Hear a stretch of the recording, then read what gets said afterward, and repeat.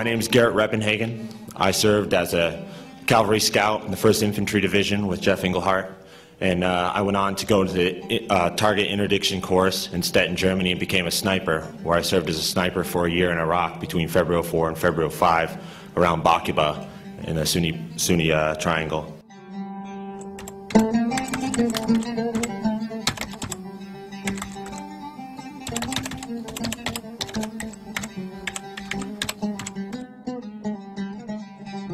During our time, we did start one of the first anti-war mill blogs, Fight to Survive, and we were involved in a variety of GI resistance, and a lot of that didn't entail going AWOL or breaking Army regulations. In fact, in our entire GI resistance campaign that we did, we followed Army regulations to a T, and that led to us still getting an honorable discharge.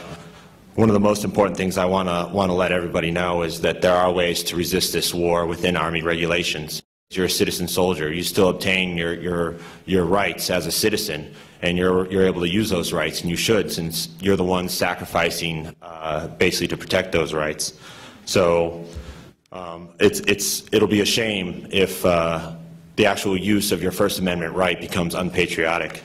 I joined Iraq Veterans Against the War when they first started out. Me and Jeff and various other soldiers that were deployed at the time was resisting before we knew there was an IVAW, before there was a Sir No Sir or GI Revolt out. When IVAW formed up in the summer of 2004, I got contacted by some of the members, Kelly Doherty, Camillo, and some of the other founding members we got in touch with, and that as a result I became the first active duty member of Iraq Veterans Against the War. We're talking today about the future of GI resistance. You can't help but try to predict the future by looking at the past, and I just think this Winter Soldier is so incredible. We're doing this far earlier than what the Vietnam vets did, thanks to their mentorship and their leadership and some of their guidance. We were able to put this together 5 years after our invasion and our occupation of Iraq. If you realize it, the Vietnam veterans, they conducted their Winter Soldier in 1971, and Vietnam War started in 1959. That's also 3 years after the Tet Offensive, which was in 1968. That's more than 10 years after the engagement started. We had over 400,000 American troops deployed in Vietnam at the time. We lost over 14,000 soldiers killed in action during that time in Vietnam. And I feel that we're ahead of the game, and one of the most powerful things, we might be less in numbers, and we might have less of a voice in the political atmosphere, and the social atmosphere in America is very different now. But if we can start this resistance early, if we can get a jump on this movement, we can end this war before there's a Tet Offensive in Iraq. If we don't stop these occupations, this will escalate into a size greater than I think any of us are willing to sacrifice for. The military is very different now than it was in Vietnam. So when we look at GI resistance, we also got to look at what our military is doing. There's not a draft today, and that awareness out there in America. There's not college students that is fearing that they're going to get called up and put into this war. There's not parents out there scared to death that their child is going to be called up into service involuntarily. 75% of this war's veterans are still in the military. So the population of the pool of veterans that are out there, don't exist like they did in Vietnam. These men and women are still stuck in the military through stop-loss orders, through individual ready reserve programs. There's a different type of soldier today. They're career soldiers. They're professional soldiers. The men and women that I served with, many of them, that was their career, that was their job, and they took honor in that, and they didn't want to give that up. They might not have wanted to go to Iraq or Afghanistan over and over again, but they did take pride in the fact that they were soldiers, and they didn't want to lose that.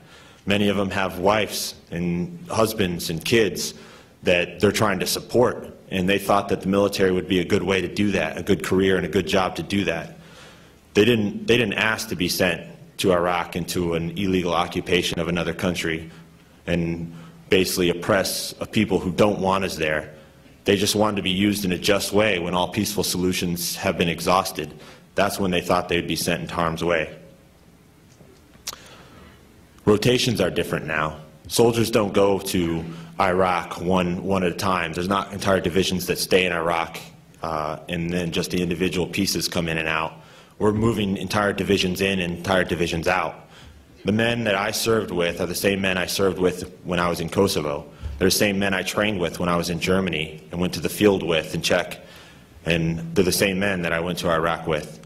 There's a higher loyalty and unit cohesion now that's very difficult to give up.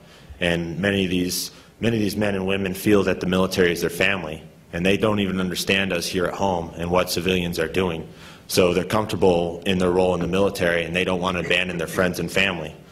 But that doesn't mean that they want to serve in Iraq over and over again. And there's many benefits available to these men and women. They're offered GI Bills for college. They're given health insurance. They're given a nice, safe base to live on, where their wives can go shop at the PX or the husbands can shop at the commissary. Their kids are going to school in a safe environment, in a closed healthy environment.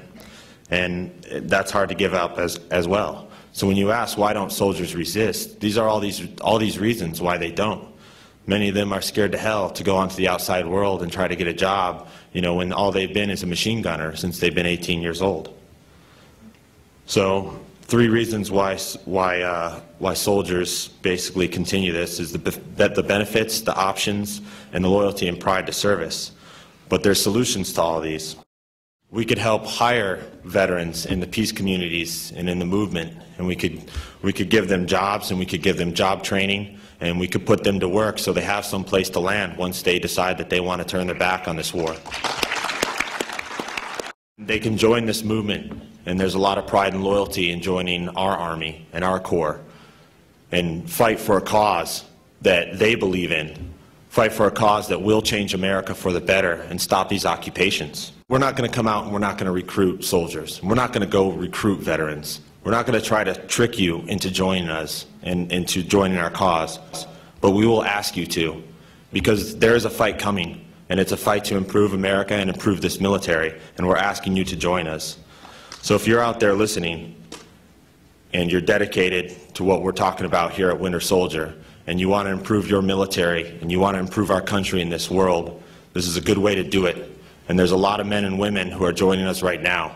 Our website right now is getting more membership applications than we can handle. So